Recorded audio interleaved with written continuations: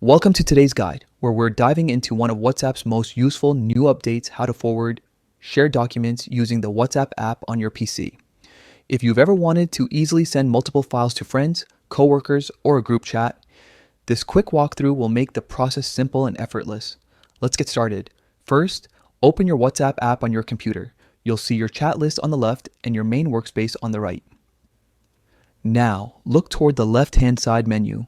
You'll notice a small media icon there. Go ahead and click on it.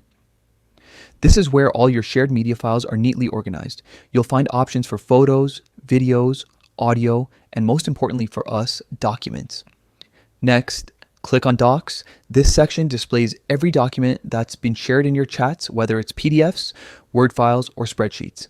Scroll through to find the documents you want to forward. Once you've located them, click the select icon at the top of the window. This step lets you choose more than one file at once, perfect for sharing several documents together without having to repeat the process. Now, select all the documents you want to send. Take a quick second to make sure you've picked the right ones. When you're ready, click on the forward icon. It's usually represented by an arrow pointing to the right. A new window will pop up asking you to choose where to send them. You can select individual contacts, groups, or even multiple recipients at once. After selecting your recipients, just click Send. That's it. WhatsApp will instantly forward your chosen documents to the selected chats, keeping the original file quality intact and saving you from manually downloading or re-uploading anything.